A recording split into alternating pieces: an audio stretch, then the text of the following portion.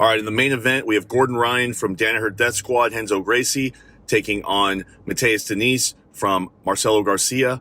This is the only 30-minute sub-only match of the event, and Gordon is going to be a monster favorite here. He's minus 550, 85% implied win probability. Matheus is plus 360, which is a 22% implied win probability. So, this is a betting show, so we're going to talk really just about the bets and less so about the kind of, how the match is going to play out. But I do want to cover that.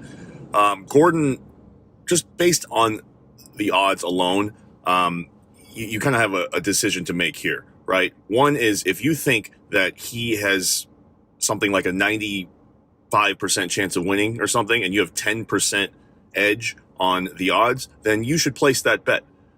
You should. Now, I would not argue with you. If you have the bankroll, I think, and you think Gordon is, akin to free money, then you should bet Gordon.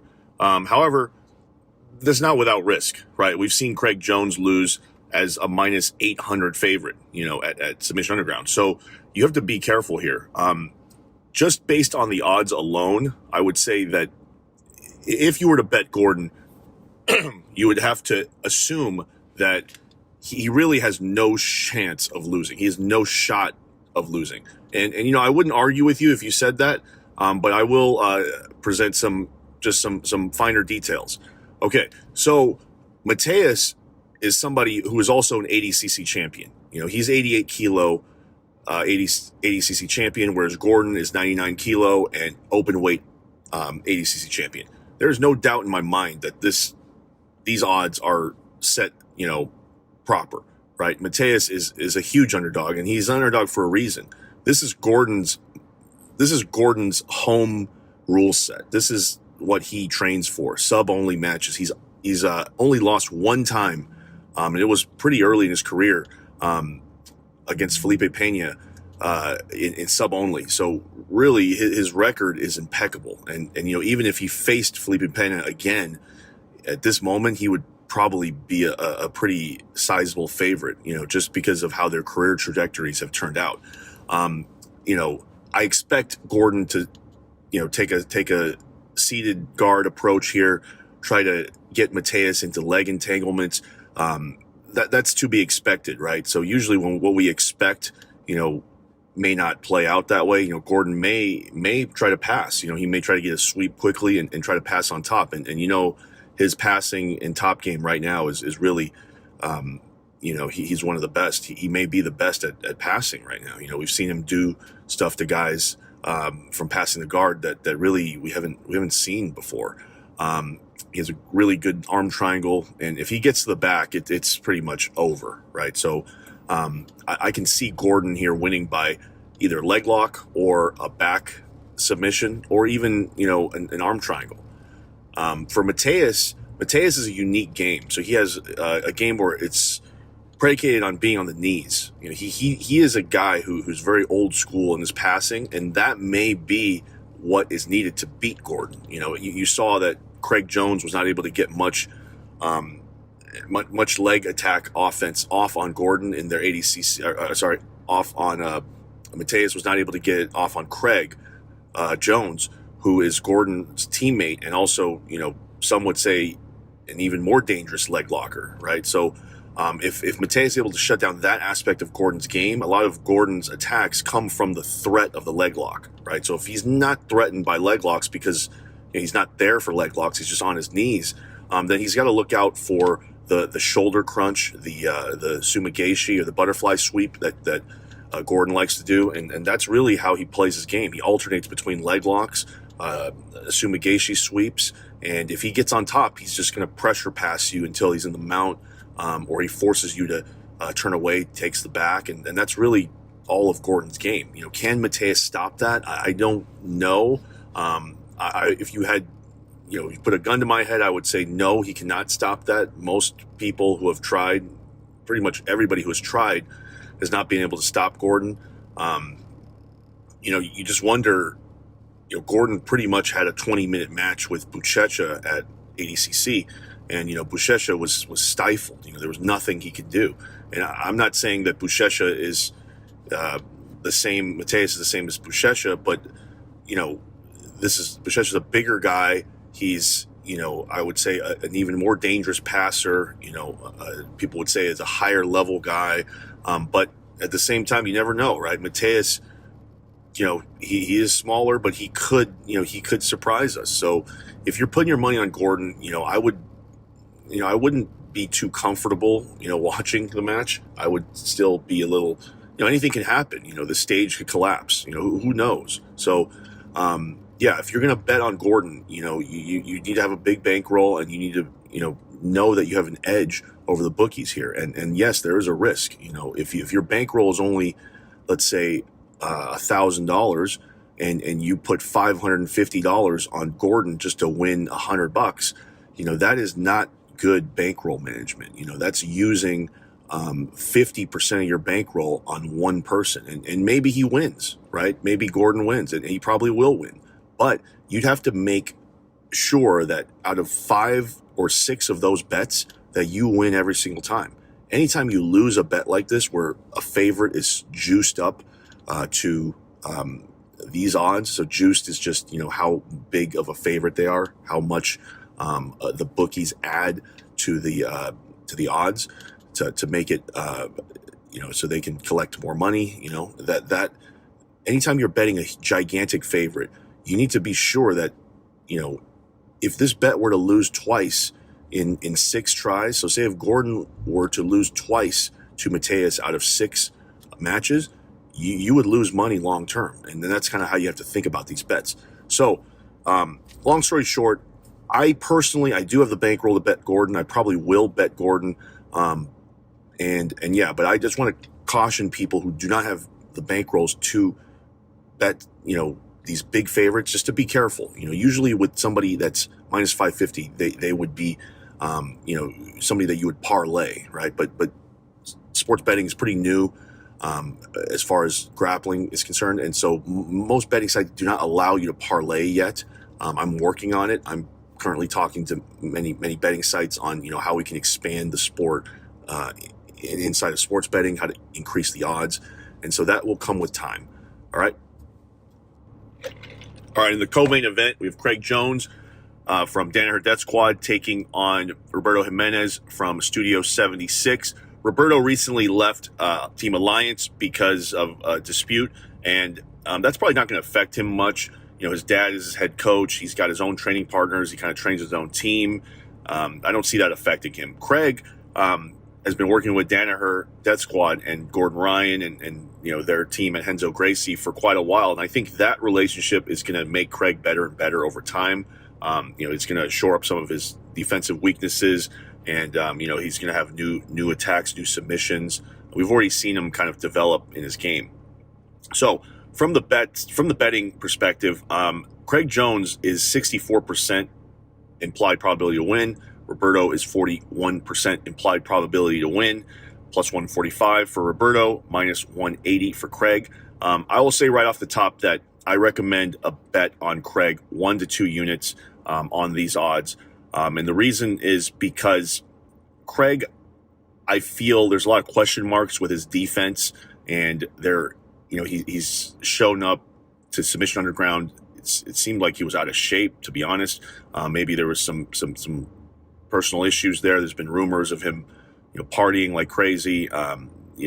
These are things that you don't want to take into account, really, if you're a sports bettor. You don't want to think about that stuff too much. You want to think just what's on paper and what's on the tape, right? So on the tape, Craig Jones, he has a couple of submission losses in his last few competitions, but they're from a different rule set, right? A special rule set in which Craig has to face his worst, positions, right? So he has to face defensive positions that he's not used to. Why? Because nobody can pass this guy's guard. Anybody that can pass this guy's guard usually has to fight through tons of leg locks, and you've really never seen anybody pass this guy's guard except Gordon Ryan. Gordon Ryan was the only person really to pass his guard, and Gordon Ryan's now his teammate. We saw Kynan take his back and submit him, but that was off of a leg lock attack. And that is something, and that's something that I think he probably has fixed by now. But those types of things, if he gives an opportunity for Roberto to go to his back, the fight is over. I think if Roberto can get to Craig's back, the fight should be over. Roberto is very live here. He's plus 145. If you believe that Roberto truly can make leaps and improvement in short amounts of time, that he's shored up his leg lock defensive weaknesses, and that he just is the better athlete, younger, more energy, better cardio. I would agree with all those things. If you think that and you think he can win, I think Roberto at underdog odds is a good bet, but don't bet it now. Wait till, maybe a half a day before the event starts and bet it then, because I do think money will be coming in on Craig. I think that, people are conservative betting on Craig because they don't want to lose money. Craig was such a big favorite in the previous two submission undergrounds, and he was submitted. So, a lot of people lost money on Craig, and it's kind of, the confidence on him isn't too high right now.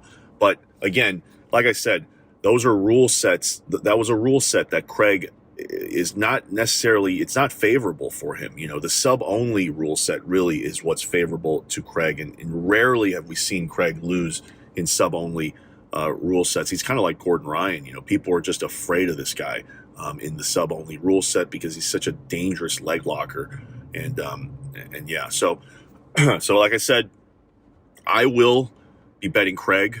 I do think that there is some value on the line, but at the same time, it's a risk, right? Roberto can come out and he can hit a flying submission, right? Sometimes you don't need to pass Craig's guard, especially for a guy like Roberto. If he can, fly into a submission, or maybe Roberto jumps close guard before Craig can do anything, and we've seen how dangerous Roberto's close guard is. So for this bet, or for this match, I'm going to bet Craig.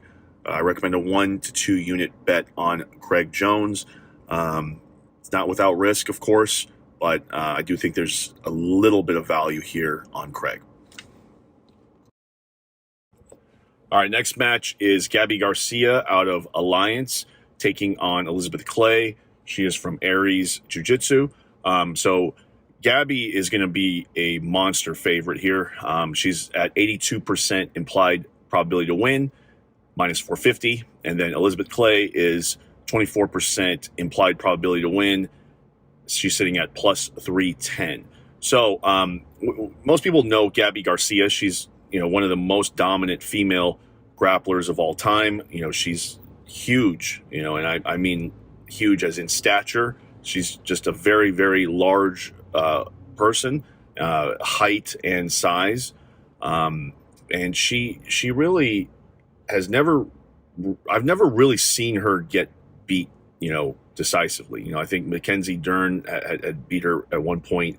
But there just has never been a match where I was like, wow, Gabi got dominated here. So I really think that for Elisabeth to win, she has to take the match into a territory that Gabi has a weakness or a blind spot. And that's actually the area that I think that she could take her, which is leg locks. The modern leg lock game, I don't know how familiar Gabi is with it, especially the leg entanglements that lead to heel hooks.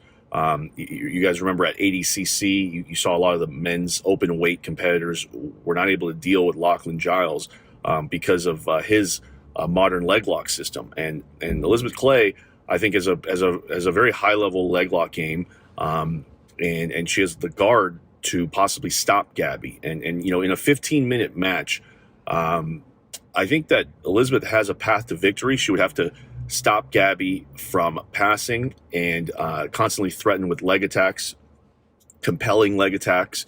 I don't see her, really coming on top and being dominant there. That's really Gabi's world. And Gabi will probably look to, do her standard, style of just smashing through the guard. She's very heavy on top. She usually gets to like a half guard, then to the mount, and then she'll look for the Americana, which is her favorite move there. And she's very good at getting it. And when she gets it, it's there's not much you can do. So in this match, I would say from a betting perspective, if you think that Gabi, is as good as she once was and probably still is, honestly, then there probably is a little value on her. There's definitely a big risk in that she might not know the modern leg lock game. And if she cannot pass Elisabeth's guard, how exactly is she going to win? I'm not sure how, to be honest, because Elisabeth will be firing off submissions from the bottom, and that's that. But I do think that Gabi will eventually get the pass. We saw Gabi face Kendall Reusing, and Kendall was doing very well until Gabi finally just wore her down. And I think the match up with Elisabeth is going to go pretty similar. I think Elisabeth is going to be on her back from a seated guard, possibly even winning the match from a points or a judging criteria perspective up until halfway or more into the match. I don't think that she can hold off Gabi for that long in a 15-minute match. So I do see Gabi Garcia winning by submission. She'll probably get the Americana. I think that Elisabeth is very, very good, very talented, and she's only a brown belt. She is, in the future, I think she has a, big chance to even surpass Gabi, especially in the world of no gi. She could prove me wrong. This might be her coming out party. So we'll see.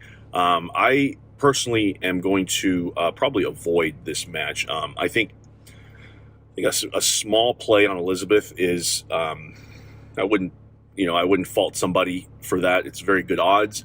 And Gabi, you have to put a big bet on Gabi if you do want to bet her. She's very similar. This is a very similar match to the main event, the Gordon Ryan match, except I think Elisabeth has more.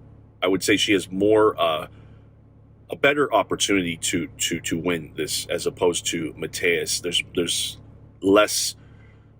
There's just less paths I see for Matheus, and the paths that Matheus would have to go through to beat Gordon. It would be a shocker to me for Elisabeth to win here, even by heel hook, even by leg lock. It wouldn't be that big of a shocker. It would be surprising, but that is legitimately how I see her winning the match if she was going to win. So if you have the bankroll to do it, you could bet Gabi here if you think there's value. I think 82% is just about where I would put Gabi at about 80% and Elisabeth at about 20%. So if you have the roll and you think that there's value, you would bet Gabi. If your bankroll is not too big or that you think that Elisabeth has some value there, and she might, you would bet Elisabeth there. I'm probably going to pass on this one personally. All right, next match is between Kody Steele from Brazilian Fight Factory taking on Dante Leon from GF team. And so just looking at the odds, Dante is a 63% implied probability to win. Kody is 42% implied probability to win. And this is one of those matches where it's basically two guys with very similar styles.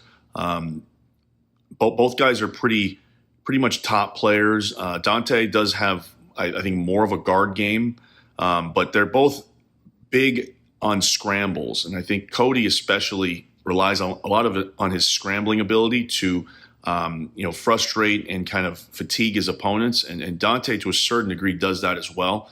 I actually think Dante is just a more experienced version of Kody with a little more advanced leg lock game and is a little more deadly with submissions. So Dante, I think, can catch Kody in a submission if it's they get into a scramble. We have seen Kody extend himself in certain matches where he maybe tries to do too much, and that's part of his strength and his weakness. He's a very exciting fighter, and I think that part of his style can also get him caught in submissions. You remember that match with Lucas Hulk Barbosa, where Kody just kind of came out too hot, and Lucas caught him, in a straight arm lock from the mount after taking dominant position. So I think if this match is what I expect, I think it will be a ton of scrambles, a lot of wrestling exchanges. I think Dante may catch Kody in a scramble, but the likelihood, the likely scenario that I see is that Dante just does a little more than Kody and maybe takes a few more dominant positions, maybe threatens with a few more submissions. And I think he gets the judge's decision, but I wouldn't be shocked if he does win by submission. In this match, I think I will be betting Dante. I think 1 unit on Dante is good here. Kody is definitely live. You never know with somebody as young as Kody. He can just be making great improvements. He has a great team. He has great training partners. William Tackett, who's also on the card as his training partner. He also has coaches who seem to be dedicated coaches. These are not people who, like many other bigger teams, the coaches kind of compete alongside with you, and they're kind of worried about their own career too.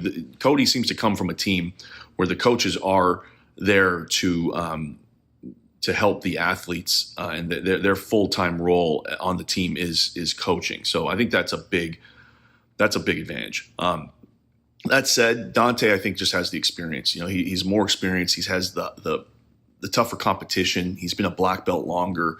And, I think 1 unit on Dante is a good bet here at odds of minus 160, so 63% implied. I think the odds are pretty good, but I do think Dante should probably be favored just a little more, and I do see the line going that way. All right, next match is Paulo Miyao taking on Gio Martinez. Paulo Miyao is of Cicero Costa, and Gio Martinez is from 10th Planet Freaks. This match is a rematch from their previous fight at Kasai, and that was a match where Paulo won with a sweep. He won by 2 points, and I think that was just a match where Gio decided to go for the legs, and Paulo came up and scored 2. It was not the most interesting match, but it gave you an idea of how this match might go. There was some pretty good attempts from Paulo to take Gio's back, but Gio is very good at the back, and he didn't ever get his back taken. Looking at the odds, 62% Paulo Miyao, 44% Gio Martinez. This is a classic match that I would stay away from because it's a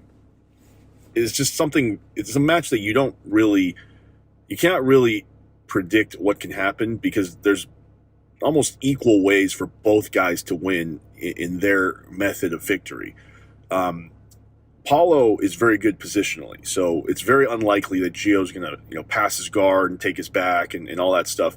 It's just unlikely. Paulo's guard is impassable, and he doesn't tap to submissions. So really, I don't see Gio winning in regulation with a submission. Unless he puts him to sleep or something. Now Gio is very good at submissions. He's a sub only guy. He's probably the best 10th Planet, most talented 10th Planet competitor at the EBI rules. He probably has the most experience, and he probably has the most experience at the highest level of all the 10th Planet guys. So his path to victory would just be to constantly attack submissions, maybe leg locks and flying submissions. I know he has a really good guillotine. He has a good Kimura. So I can really see those are all moves. Guillotine, Kimura, and leg locks. Those are all moves that you can hit on people from a neutral position. So you don't need to necessarily pass the guard to hit those types of moves. So with that said, I would stay away from betting this because Gio, although I think can win by submission attempts, I don't think he's favored because Paulo, we know Paulo won't tap, and Paulo is one of these guys where he's just positionally dominant. So if Paulo does get to a dominant position, that might just seal the match right there, and he rattles off a couple submission attempts. Gio might not be able to come back. I think if you do believe that this is like a 50-50, if you really believe that's a 50-50, I would lay a little bit of money on Gio, maybe half a unit. But I think the line is pretty accurate here. I really think it's pretty accurate, and I would not bet this one. Next match is between Luiza Monteiro from Atos taking on Nathalie Ribeiro from Checkmat. This is a matchup that is, I would favor Luiza if it was in the gi. She has a lot of titles in the gi. She's very well known. She's a pioneer of women's jiu-jitsu, specifically in the gi. I know that Atos, has been training a lot of sub-only, a lot of no gi, but, I still think that, that they're predominantly gi and point-based fighters. That's their rule set that they just dominate in. Nathalie Ribeiro, she's a newer black belt. I haven't really heard much about her before, her matches at Fight to Win. I didn't know much about her, but I know that people are very high on her. I know she's very aggressive. She's young. She's like the new wave of female competitors. When they had the Subversive tournament, the team tournament a while back, Seth Daniels, the owner of Fight to Win, told me that he favored Nathalie to beat Kendall Reusing in a gi match, in a head-to-head gi match, and I was shocked. I was like, Seth, are you crazy? But he proved me wrong in the match. Nathalie looked like she could have taken a judge's decision in that match with Kendall, who probably outweighed her by like something in the neighborhood of at least 50 to 60 pounds, possibly even 70 pounds. And she looked good. She looked really good. So I underestimated her then. And this is, I saw her in that same tournament, just lightning fast submissions. And, she's very aggressive. So I do give her the advantage here in a no-gi sub-only match. I see Nathalie winning by judge's decision. From a betting perspective, I think I would bet Nathalie here. Yeah, I would go 1 to 2 units on Nathalie here from a betting perspective. I hate to bet against Luiza. I really like her. But it's just, it's just the odds kind of decide for you sometimes. And, in the gi, I would favor Luiza. Probably the odds would flip exactly if it was in the gi. But no gi, I favor Nathalie. I see her winning by judge's decision. All right, next match is Nicky Ryan from Danaher Death Squad, Renzo Gracie, taking on Tony Ramos. I don't know what team Tony Ramos is on for grappling, but he is an NCAA national champion, Division I national champion, which is a very big deal. And also, he was an internationally ranked freestyle wrestler. He's a very high-level wrestler. There's not many guys in this guy's realm, in Tony's realm, when it comes to just pure wrestling, right? And he's taking on Nicky Ryan, who, arguably there's not many people in Nicky Ryan's realm in pure grappling. This is a funky match because I just don't know how Tony Ramos is going to win here. Nicky Ryan is at minus 800, which is at pretty much 90% implied win probability, and Tony's at 17% plus 500. And to be quite honest, this one could be 95% Nicky Ryan, but you can't really bet somebody at minus 1,000. You can't really bet anybody at minus 800 even, but you never know. It's just things can happen, right? Nicky could, come out and slip on some sweat and hurt something. The stage could collapse. Tony could have a secret wrestling submission that we've never seen, and he's going to hit it this one time. So at these odds, it just does the betting for you, right? You just don't bet these odds. Even as a parlay piece, I would say minus 800 is just too crazy.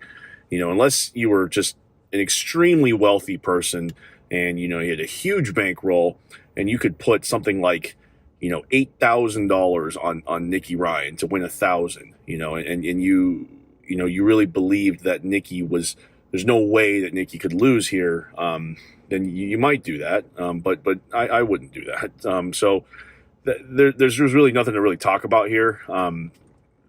I've seen a little bit. There's very, very little footage of Tony Ramos grappling. He's a brilliant wrestler, but in the 1 or 2 minutes that I saw him grappling with Diniz, Dylan was on his back in less than a minute and a half, and pretty much had the rear naked choke already sunk in. That's obviously training, and you never know what could really happen, how good Tony really is. He really might be that good. There's a reason why this match is happening. I think he actually called out Nicky, but I just, there's not enough time to be that high level of a wrestler and then also develop a leg lock game, and also develop an anti-jiu-jitsu game, and develop submission game. How is he going to win? I really do not know how he could win this match, other than maybe passing Nicky's guard and just holding him in a cradle for 15 minutes. So yeah, this one, nothing much to say.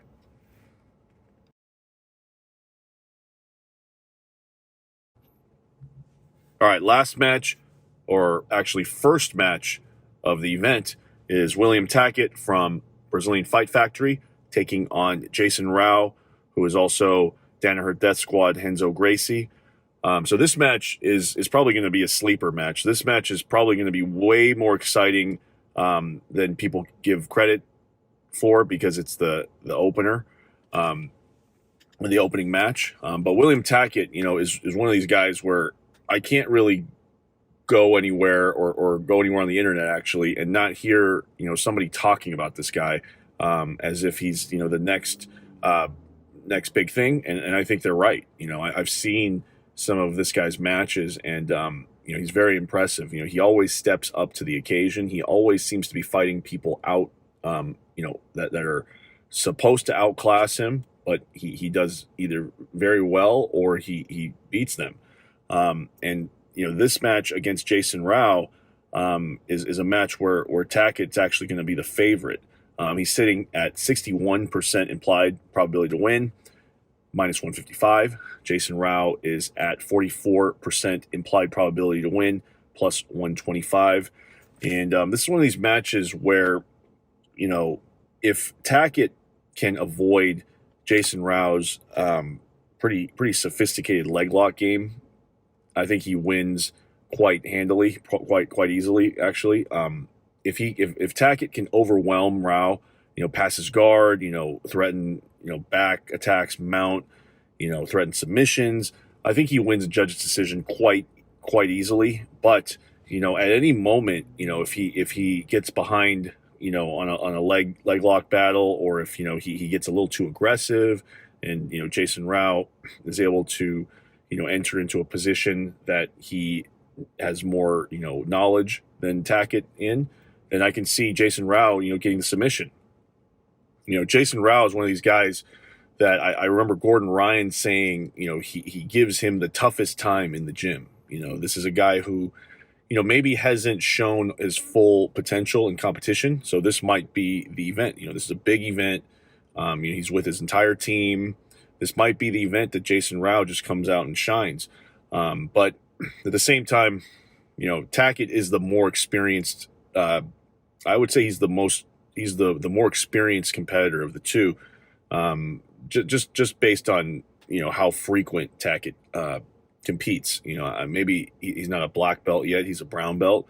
But this kid competes every other month for sure. And he's actually competing at Submission Underground with his teammate Kody Steele the Sunday of the event. So Friday he's doing Who's Number One, and then on Sunday he's going to be going to Portland to do Submission Underground. And he's got a lot of experience, or he's getting a lot of experience. This match, I would say, I'm going to have to bet Tackett here, just because there's just a lot of hype on him, but also he's proven to be worthy of the hype. Jason Rao, I just don't think that he has the experience in the competition frequency, and I think that technically he's actually probably the better grappler. and I believe he's the head coach of the Sarah Longo fight team. You saw what Aljamain Sterling did to Sandhagen in the last matchup. And Aljo on the UFC post-fight interview credited Jason Rao. He said, Danaher, he was crediting Danaher, Jason Rao, and Matt Serra. That's all Danaher. That's all the Renzo Gracie comp team there. So this match, I'm going to go. I'm going to go one unit on William Tackett at -155. Just I do think he's going to win by judge's decision. Rao is pretty tough. I don't think he gets submitted, but I do think Tackett can pass his guard, and he can start overwhelming him with aggression and with submissions and with passing.